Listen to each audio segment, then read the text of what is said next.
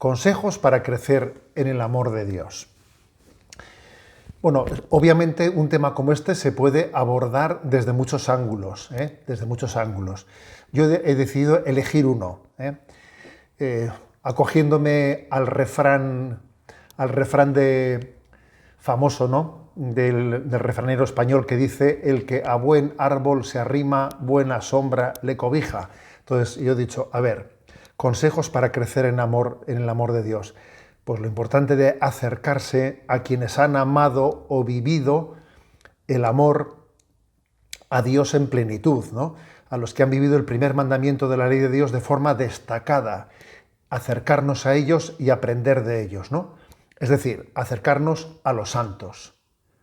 He dicho, me voy a acercar a los santos y voy a elegir a 10 grandes santos, a 10 grandes santos, para desde ellos dar 10 consejos claves de cómo crecer en el amor de Dios, ¿no?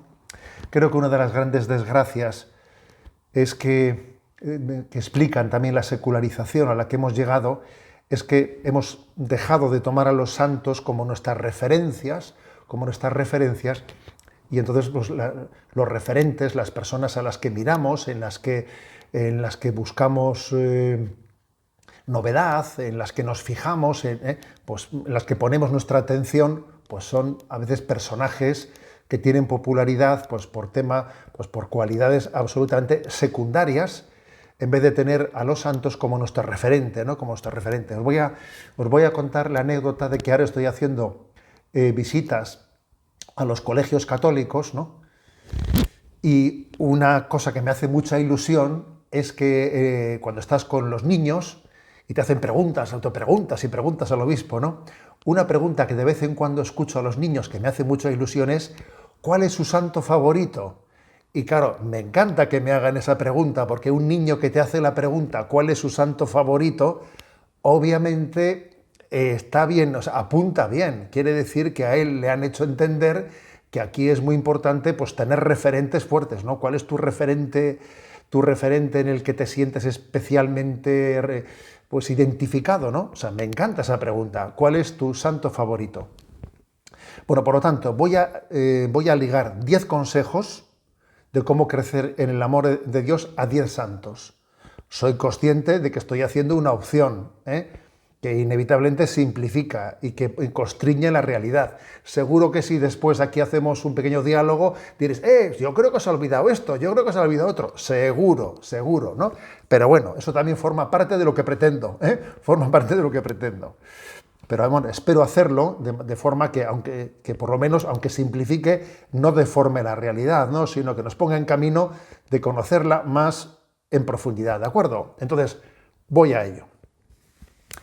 El primer santo que he elegido, San Ignacio de Loyola, o el don del discernimiento.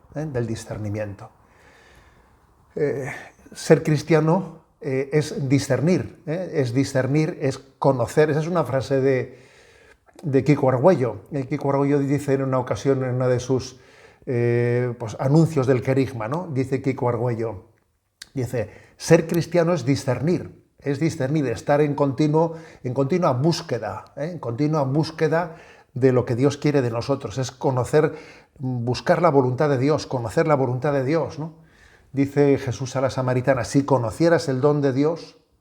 Entonces yo creo que el primer consejo para crecer en el amor de Dios es buscar, cultivar el don del discernimiento. San Ignacio de Loyola pues, ha sido un regalo para la Iglesia, obviamente no es exclusivo de él, pero quizás es uno de los santos que más ha cultivado las reglas de discernimiento. ¿Cómo discernir lo que Dios quiere de mí? ¿Cómo yo puedo saber lo que Dios quiere de mí? ¿Eso es muy difícil saberlo? Eso no, claro que no es difícil saberlo, ¿no? Porque sería propio de quien pensase que el mensaje evangélico, el mensaje de Dios está reservado para mentes especialmente capaces de descubrir mensajes ocultos. No, Dios no juega al ocultismo, Dios se muestra, ¿no? Dios se muestra a quienes le buscan con un corazón sincero. Pero es verdad que hace falta un un conocimiento de cómo se discierne, ¿eh? Cómo se discierne. Yo creo que hay un confusionismo reinante, y el confusionismo reinante suele ser, ¿no? O sencillamente no darle ninguna importancia, ¿no?, a buscar la voluntad de Dios, sencillamente lo que me apetece, lo que se me ocurre a mí, darlo ya como si fuese la voluntad de Dios y tira para adelante. Eso es algo, pues, que yo diría que una parte importantísima, ¿no?, una parte importantísima de la población practica.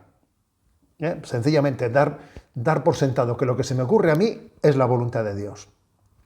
Y también existe otro error, digamos, de tipo contrario, pero que también es totalmente erróneo, ¿no?, que es un poco el iluminista. El iluminista, el pensar, pues que, a ver, voy a la oración y Dios me ha dicho esto, Dios me ha dicho lo otro. Es buscar un tipo de discernimiento o Dios me ha dicho una palabra para ti. Madre mía, a ver, o sea, qué peligro, o sea, tú me vas a decir ahora una palabra que Dios me ha dicho para mí, me echó a temblar. O sea, a ver, creo que existen dos riesgos contrarios, ¿no? O el riesgo de que pensar que lo que a mí se me ocurre ya es voluntad de Dios y no tengo ni que discernirlo, o pensar en una forma iluminista de que yo me pongo allí delante del sagrario y pienso a ver qué palabra es la que Dios pone dentro de mí y la doy ya por una iluminación del Espíritu Santo y, a ver, falta discernimiento, ¿no?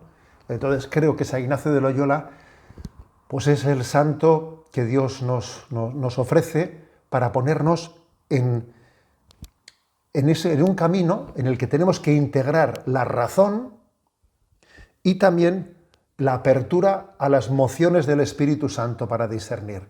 La razón bien utilizada y las mociones del Espíritu Santo, que es lo que hace el método de los ejercicios espirituales, mezclar ambas cosas.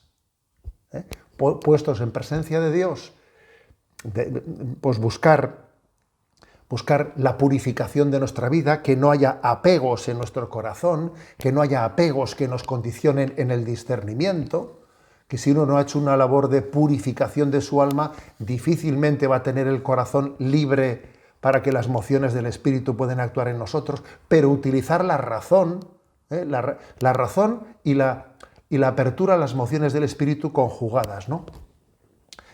Yo creo que eso es lo propio del método ignaciano y de lo que hacen los ejercicios espirituales, ¿no?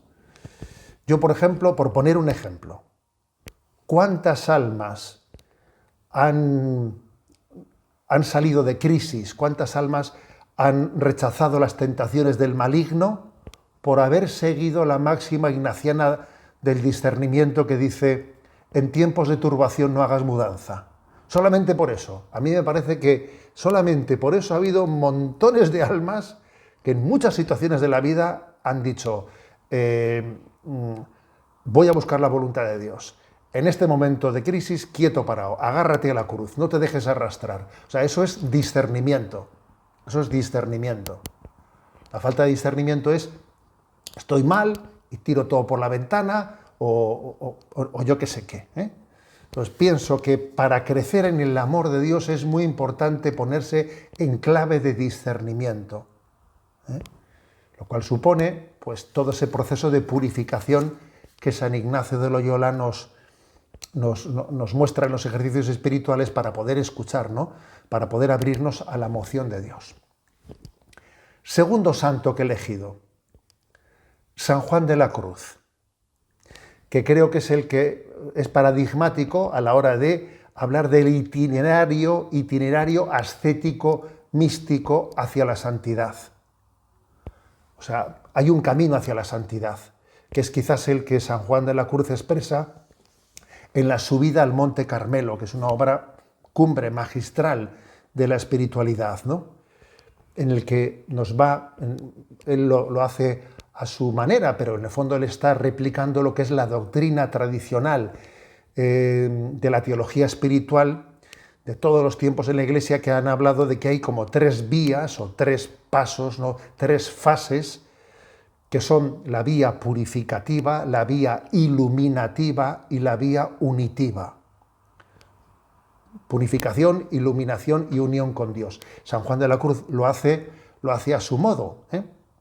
Pero en el fondo esa subida al Monte Carmelo es, para poder subir a la cumbre del monte, tiene que haber un proceso de purificación, de iluminación, para que en la cumbre nos unamos con Dios. Entonces, San Juan de la Cruz habla primero de la purificación activa de los sentidos, de nuestros sentidos, de la vista, del oído, del tacto, etcétera, del olfato, la purificación activa de los sentidos, la purificación activa de las potencias, es decir, de la voluntad y del entendimiento, y también habla de la purificación pasiva, de los sentidos y de la purificación pasiva de las potencias, ¿no? Que eso es lo que llamamos, pues, también las noches oscuras, en las que pasivamente somos purificados, ¿no? Lo primero, lo de la purificación activa, es más propio de la mortificación, de la mortificación de nuestros sentidos. Pues esto puede parecer muy, pues una doctrina muy elevada, inalcanzable, pero esto es algo tan básico. Por ejemplo, eso que veo, eso que quiero. A ver, pues eso es la purificación activa, de que uno no esté siempre con la vista mariposeando en todas las esquinas, sino que sus sentidos sean capaces de centrarlos, o sea, de purificarlos, su memoria, su entendimiento, su voluntad, ¿no? Esto en el fondo esto responde a ese tirón de orejas que le hizo Jesús a Pedro. ¿Os acordáis cuando Jesús le dice a Pedro: Pedro, tú piensas como los hombres, no piensas como Dios? O sea, es decir, tu entendimiento tiene que aprender a ver las cosas desde el Evangelio y no desde la carnalidad. Tu voluntad tiene que aprender, ¿no?, a amar las cosas, pues, desde el Evangelio y no desde tu carnalidad, tus sentidos. Es decir, la purificación de los sentidos, la purificación de la voluntad, la purificación del entendimiento, la purificación de la memoria, dice también San Juan de la Cruz, ¿no? Supone adentrarse en el camino de la mortificación, del que hablamos muy poco en esta vida, muy poco, el camino de la mortificación, lo cual no tiene nada que ver con el voluntarismo, ni con una espiritualidad jansenista, voluntarista, ¿no?, sino tiene que ver con ese proceso en el que el Espíritu Santo va purificando nuestra vida, de manera activa y pasiva. Y os voy a decir una cosa, que la manera pasiva de purificación es la aceptación, cuando te toca aceptar muchas cosas que tú hubieses quizás deseado que fuesen de otra manera, pero te toca aceptarlas y decirle al Señor: Señor, lo acepto, lo abrazo, lo ofrezco. Eso es una purificación pasiva, sobre todo que es por la vía de la aceptación. También una purificación pasiva son las noches oscuras famosas, ¿no? Bien, por lo tanto, estábamos diciendo consejos para crecer en el amor de Dios, el discernimiento de San Ignacio de Loyola, el tomarnos en serio el camino, el itinerario ascético místico hacia la santidad, ¿no?, de la purificación activa y la pasiva, que dice San Juan de la Cruz. Tercer santo, Santa Teresita de Lisieux, o el caminito de la confianza, que digo esto además, pues justo pues cuando el Papa acaba de publicar, con motivo del 150 aniversario, me parece que es del nacimiento, de la muerte, no estoy seguro, de Teresita de Lisieux, pues una exhortación apostólica con el título de C'est la confiance, es la confianza. O sea, es la confianza la clave, una clave muy especial que descubrió Teresita de Lisieux.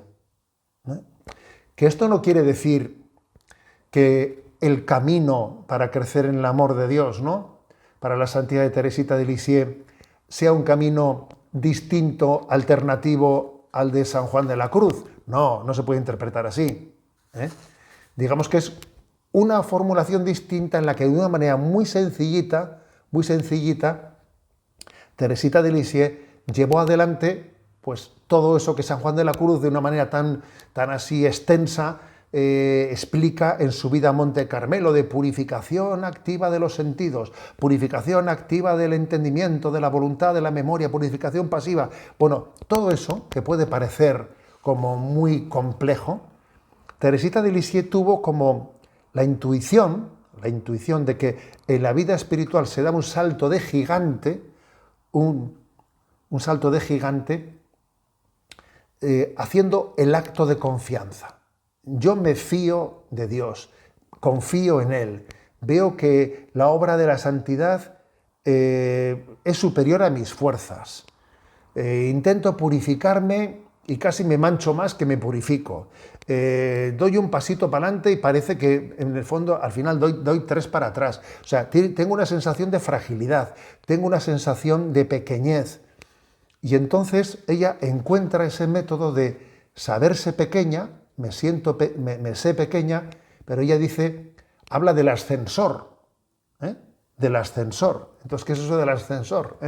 Pues supongo que ella en aquellos tiempos estaría inventando el ascensor, en aquellos tiempos en Francia, y le alucinaría ver cómo uno, de repente, sin subir por las escaleras de la casa, había allí un aparato que se estaba inventando entonces, que era, ahí va, hay un ascensor que me sube al piso de arriba. Supongo que eso le alucinaría. Entonces utiliza esa imagen para decir, oye, pues yo que soy tan pequeña, yo que me cuesta tanto, ¿no?, dar los pasos de subir por el camino de la purificación activa y pasiva, etc., confío en que Jesús, por su misericordia, como a un niño, me coge en sus brazos y me levanta. ¿No? Como se levanta un niño, se le sube a la altura de la cara y se le da un beso. Entonces ella pone el énfasis, el acento en el acto de la confianza en la misericordia de Dios. Yo no me fío de mí mismo, no me fío de mis obras, me fío de la misericordia de Dios. Dice ella algo precioso, y es que cuando yo me presente delante de Dios, no quiero ir cargado mis obras, mis manos llenas, cargadas de buenas obras. Porque como vaya con todas mis manos y mis brazos sosteniendo las obras buenas que he hecho en esta vida, cuando me presente delante de Jesús, las voy a tener ocupadas y no lo voy a abrazar a Jesús. Casi prefiero tener las manos vacías para pegarle un pedazo de abrazo a Jesús, ¿no? Es una imagen preciosa que, como os podéis imaginar, no hay que interpretarla al pie de la letra en el sentido de que no hay que tener obras buenas. Obviamente, no se puede interpretar en el sentido literalista, pero sí en el acto de la inocencia de quien no confía en sí mismo, no pone su confianza en sí mismo, sino en la misericordia de Dios, en su bondad. Cuarto santo, Santa Teresa de Jesús, o la fidelidad en la oración, porque voy repasando un poco el primer consejo para crecer en el amor de Dios, el don de discernimiento. Segundo, el itinerario ascético místico. El tercero, el caminito, el atajo de la confianza, podríamos decir, ¿no? El cuarto, el de la fidelidad en la oración, Santa Teresa de Jesús. Bueno, uno se acerca al libro de la vida, se acerca al camino de perfección de Santa Teresa, y ella, sobre todo, se prodiga en explicar pues, lo que Dios hizo con ella en esos grados de oración. Ella expresa con mucho detalle cómo Dios va conduciendo al alma pues cada vez hacia una oración más perfecta. Pero explica, yo creo que de una manera muy gráfica, cómo hay un momento en el que mucha gente se pierde. Y dice, ¿no? O sea, interrumpe ese crecimiento. Cuando se pasa de la oración mental discursiva a la oración afectiva, en el momento es en el que uno no necesita, casi le estorba el discurso para estar con Dios, ¿no? Y tiene una oración afectiva en la que tiene la experiencia del amor de Dios, que entonces lo que tiene que hacer es acallar el discurso, porque casi el discurso que tiene uno en una oración meditativa está estorbando en ese momento, porque entra en la oración afectiva. Dice ella que cuando uno experimenta ese momento, le parece pues, que ha llegado casi a la cumbre de la oración, se emociona, tiene un momento de emoción en la oración, ¿no? ¿Y qué ocurre? Dice ella. Ocurre que esa oración afectiva suele ser un regalo que Dios te da en un momento determinado, pero luego te retira eso, luego te retira, y tienes que volver en la sequedad de nuevo a una oración que tiene que ser más discursiva, que me distraigo pero vuelvo a ella, y dice, y hay mucha gente se pierde porque no se da cuenta de que tiene que mantenerse en fidelidad haciendo oración, tenga afecto, sienta un afecto, no sienta un afecto, es decir, sin hacer depender mi vida de oración de mis sensaciones afectivas en la oración. Y eso me parece muy luminoso, porque Santa Teresa de Jesús dice, las almas no llegan a la perfección porque no son fieles a su compromiso de hacer oración. A ver, caiga quien caiga. Si tengo un compromiso de hacer oración, lo que no voy a hacer es, dependiendo de mi estado de ánimo, dependiendo de que si ahora mi oración pues la gozo más, la disfruto más o no la disfruto más, yo no puedo supeditar mi vida de oración a mi percepción afectiva en torno a la oración. Pues creo que Santa Teresa de Jesús insiste mucho en la fidelidad a la oración. Y ella, hasta que Dios le dio unos dones místicos, pues que han marcado la vida de la Iglesia, ¿no? La descripción que hace ella del matrimonio místico, pues cuenta cómo durante muchísimo tiempo ella, en el coro del monasterio en el que estaba, allí, ¿no? Pues en la Encarnación de Ávila, tenía todas las baldosas del coro totalmente contadas, porque se distraía, tenía una oración que no, pues que le costaba mucho mantenerse y tenía las baldosas contadas, y claro, o sea, es que lo que a nosotros nos decía un director espiritual, ¿no? El que no esté dispuesto a aburrirse haciendo oración, quiere decir que se ha resignado a no hacer oración, porque uno tiene que pasar por ese desierto de la fidelidad y de los momentos de sequedad en la oración para poder avanzar. Entonces yo creo que esta es la gran aportación de Santa Teresa de Jesús. En quinto lugar, San Francisco de Sales. ¿Por qué lo he elegido? Por el discernimiento del don de Dios desde la paz y la alegría. Desde la paz y la alegría. Yo recuerdo que siendo seminarista leí un librito sobre que hace como un resumen de la doctrina de San Francisco de Sales, titulado En las fuentes de la alegría. Una joya en la que resume en ese libro pues lo que es un poco la doctrina espiritual de muchos de sus libros, como el Tratado del Amor de Dios, la Introducción a la vida devota y otras obras que tiene él, ¿no? ¿Y yo con qué me quedé? ¿Con qué me quedé de San Francisco de Sales? Pues que cuando algo es de Dios, o sea, cuando obramos, ¿no?, conforme al querer de Dios, nos permite hacerlo con paz y alegría. O sea, en esta vida, un signo de que estás actuando conforme al querer de Dios es que una cosa te puede costar mucho, te puede suponer un gran sacrificio, puedes tener contradicciones, pero la paz y la alegría, cuando uno experimenta la paz y la alegría, es señal de que está caminando conforme al designio de Dios. La paz y la alegría son el sello definitivo de la presencia de Dios en nuestra alma.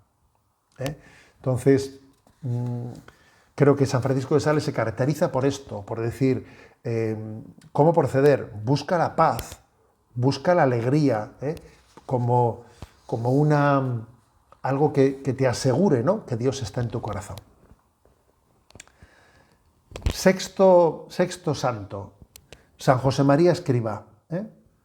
¿Por qué lo elijo? Por la santificación del trabajo y de la vida ordinaria, que obviamente, como el resto de las cosas que hemos dicho, está presente en otros santos, porque de hecho, por ejemplo, San Francisco de Sales también es un santo que insiste mucho en la santificación de la vida cotidiana, Pero quizás San José María ha brillado especialmente en ese subrayado por aquello de que ha concretado la llamada a la santidad que hizo el Concilio Vaticano II, ¿no? Para que la llamada universal a la santidad que hizo el Concilio Vaticano II no se quedase en una formulación muy bonita, muy teórica, pero sin concretar, sin ponerle letra pequeña, pues una espiritualidad como la de San José María ha subrayado mucho, pues para empezar, qué medios hay que utilizar para poder tener una vida espiritual ordinaria, una vida espiritual ordenada. Pues yo creo que San José María se caracteriza por ser muy ordenado, qué medios debemos de utilizar, los sacramentos, el acompañamiento espiritual, la vida de oración. San José María está recordando el A, B, C de los medios ordinarios para la santidad. Y está subrayando que es en mi estado de vida, en mi trabajo, en el contexto en el que vivo, donde acontece el escenario en el que Dios quiere que me santifique. No estés pensando en otro itinerario, no estés anhelando otro escenario distinto en el que si yo estuviese, si yo pudiese, si no sé qué, no, o sea, aquí, ahora, en esta situación, Dios te está esperando, ¿no? Es la santificación de la vida ordinaria, como mi camino de salvación. El séptimo santo, Santa Teresa de Calcuta. Santa Teresa de Calcuta. Lo subrayo por cómo los pobres nos llaman a la conversión, porque ciertamente los pobres nos llaman a la conversión, ¿no? Santa Teresa de Calcuta es un recordatorio de esa frase de Jesús: conmigo lo hicisteis, cada vez que lo hicisteis con uno de estos mis pequeños hermanos, conmigo lo hicisteis, ¿no? Subraya en ese camino de crecimiento en el amor a Dios el reconocer a Jesucristo presente en todos los sufrientes del mundo, especialmente entre los más pobres de entre los pobres. Y además subraya pues un método de practicar la caridad que es tan sencillo, tan práctico como el uno a uno. ¿Me explico? O sea, a ver, ¿cuál es el método? ¿Tú qué método, qué estrategia tienes? Pero ¿qué estrategia ni qué método? O sea, sencillamente es uno a uno. Aquel que me ponga Dios cerca de mi vida. Es el método del buen samaritano. Yo pasaba por ahí y este estaba herido y a por él que voy. A por él que voy. Entonces, es una inmensa aportación, ¿no?, la que Santa Teresa de Calcuta hace de subrayar que la caridad cristiana se hace movidos por el amor de Dios. Ella dice, ¿no?, yo solo soy un lápiz con el que Dios escribe una carta de Dios al mundo. O sea, ella es consciente de que la obra de la caridad está movida por Dios, es Dios el que mueve la caridad. Pero además también la caridad está dirigida al mismo Cristo, el cual está presente en las personas a las que ayudamos, ¿no? O sea, en el fondo, Dios me mueve a la caridad y la caridad la estoy dirigiendo a Dios presente en todas las almas sufrientes. Octavo santo. Octavo. San Juan Pablo II. ¿Y por qué lo elijo? Pues por la llamada a la evangelización, por lo importante que es que para crecer en el amor de Dios estemos centrados en la evangelización, Crecer en el amor de Dios es tener celo apostólico, tener celo por la salvación de las almas. San Juan Pablo II subraya pues, el hecho de que tenemos una vocación misionera inherente a nuestro bautismo, que existimos para evangelizar, que tenemos que tener esos sentimientos del corazón de Cristo, en los cuales cuando veía a las multitudes sentía lástima porque los veía que estaban como ovejas sin pastor. Entonces San Juan Pablo II pues, es el padre de la nueva evangelización y es pastor de pastores. Y ciertamente, si uno no tiene hambre y sed de las almas y no tiene celo apostólico y no tiene deseo de dar su vida por la evangelización, es imposible que crezcan en el amor de Dios.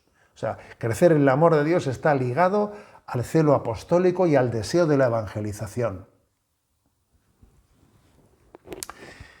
Noveno santo. Noveno. San Francisco de Asís, o la pobreza evangélica. O la pobreza evangélica. Bueno, se trata de subrayar como en ese proceso de crecimiento en el amor de Dios hacia la santidad hay una centralidad de la primera bienaventuranza. Bienaventurados los pobres de espíritu. Los pobres de espíritu. Que es clave, igual que Santa Teresita de Lisieux tiene la clave de la confianza, pues la clave, ¿no? La clave de Francisco de Asís es la clave, de la pobreza evangélica, de la hermana pobreza, del despojamiento, pues porque en el fondo tantas cosas en las que nos apoyamos, cosas materiales, cosas pues de mediaciones humanas, a veces pues todas esas apoyaturas en las que nos ponemos, pues en el fondo nos acabamos apegando a ellas y no tenemos a Dios como nuestro tesoro. O sea, San Francisco de Asís nos está insistiendo de que la pobreza es necesaria para que mi corazón ame a Dios, ame a Dios sin apegarse, ¿no?, a las mediaciones. Esto en el fondo también pasa por el desposarse con Cristo crucificado, ¿no? Pues Francisco de Asís es quien llevó ese desposorio de Cristo crucificado en sus propias manos, el que fue estigmatizado, el que lleva los estigmas de la pasión del Señor en su propia carne, ¿no? Y quizás, por cierto, he tenido cierta duda, ¿no?, pero bueno, he elegido a San Francisco de Asís pues, por cómo ha marcado la historia de la espiritualidad, pero también un santo que a mí me encanta y que subraya mucho la pobreza evangélica es San Carlos de Foucauld. Pienso que San Carlos de Foucauld es muy luminoso a la hora de cómo él vive la pobreza evangélica, de cómo él se enamora del misterio de Nazaret, cómo se enamora del misterio de la Sagrada Familia, cómo él busca siempre el último puesto. Él suele decir, no, el penúltimo, porque el último está ocupado, el último es de Jesús, ¿no? Yo voy a buscar el penúltimo puesto. O sea, creo que esas dos almas de San Francisco de Asís y San Carlos de Foucauld subrayan la pobreza de espíritu, sin la cual es imposible la santidad, sin la cual es imposible el camino hacia la santidad. Bueno, entonces voy a por el décimo, y antes de pronunciar el décimo, voy a hacer un recordatorio, ¿de acuerdo? De hecho, primero, el don del discernimiento, San Ignacio de Loyola, para crecer en amor de Dios. Segundo, el itinerario, tomarse en serio el itinerario ascético, místico, de crecimiento, de purificación, de iluminación, San Juan de la Cruz. Tercero, el caminito, el atajo de la confianza, Santa Teresita de Lisieux. Cuarto, la fidelidad a la oración, Santa Teresa de Jesús. Quinto, el discernimiento en torno al don de la paz y la alegría, San Francisco de Sales. Sexto, la santificación del trabajo y la vida ordinaria, San José María. Séptimo, Jesucristo presente en los pobres, que nos llaman a la conversión, Santa Teresa de Calcuta. Celo por la evangelización, San Juan Pablo II. Pobreza evangélica, San Francisco de Asís. Y he dejado para el último, pues un santo que la verdad es que yo cada vez que voy conociéndole, pues cada vez me enamoro más y suelo decir muchas veces que es un crack, que es San Agustín, que es la intuición del corazón enamorado. Yo creo que San Agustín es un hombre que tiene una intuición propia de que es el corazón enamorado la que es capaz de percibirla, ¿no? Si se dice eso de que hay que conocer para amar, eso nos lo diría pues Santo Tomás de Aquino, San Ignacio de Loyola, hay que conocer para amar. Quizás San Agustín remataría diciendo, vale, pero hay que amar para conocer, ¿sabes? Hay que amar para conocer. Entonces San Agustín, yo creo que aporta esa intuición del corazón enamorado. Es el maestro de la gracia, el maestro de la gracia, el que subraya cómo la gracia de Dios está presente en todo lo que hacemos, ¿no? Señor, que tu gracia inspire, sostenga y acompañe mis obras para que todo lo que yo hago te tenga a ti como su fuente y te tenga a ti como su fin. Es el maestro de la gracia, es el gran batallador contra la tendencia pelagiana, que en la obra, ¿no? En la obra de la vida de la Iglesia, la santidad, se olvida de que todo es un don de Dios, que todo es gracia de Dios. Es un luchador contra la tendencia pelagiana. Y creo que es básico, es básico confiar en que Dios culmina su obra. El que comenzó en nosotros la obra buena, Él la llevará a término. Es la intuición del corazón enamorado de San Agustín. Bueno, os decía al principio pues que se me había ocurrido, ¿no? Pues echar mano de 10 santos para hablar sobre 10 consejos de cómo crecer en el amor de Dios, ¿no? Es muy importante, obviamente, ¿no? Pues que tengamos esas referencias, ¿no? Que tengamos esos amigos fuertes en los santos y ver cómo estos consejos no son teóricos, sino que en ellos, en cada uno de ellos, han sido experiencia de vida que ahora la comparten y la comunican con nosotros. También se me ocurre, ¿no? Por decirlo, pues finalizando, que quizás, en mi opinión, para mí, del magisterio del Papa Francisco, la obra más, la perla preciosa, que ha pasado muy desconocida, es Gaudete et Exsultate, precisamente sobre la santidad, sobre la llamada a la santidad. Pues curiosamente es lo que menos se menta y se cita, ¿no? Pero creo que esa exhortación Gaudete et Exsultate de Papa Francisco, en el cual habla de los santos de la puerta del lado, en el cual intenta popularizar, que no banalizar, no popularizar la santidad, pienso que es también un documento muy importante, ¿no? Que nos puede... No habla de los medios para la santidad, no, quizás no se centra en eso, ¿no? Pero sí intenta acercarnos a la santidad como una llamada muy cercana a nuestra vida, y también además hace una reflexión sobre cuáles son los enemigos de la santidad.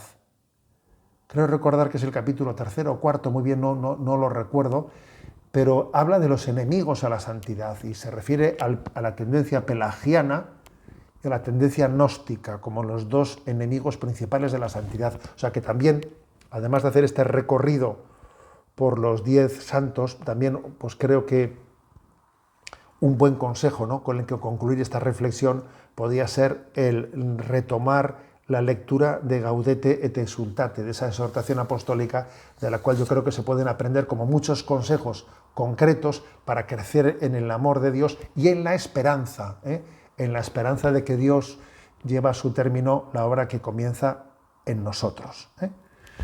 Bueno, recuerdo que en una ocasión leí un texto de Santo Tomás de Aquino en el que él pregunta,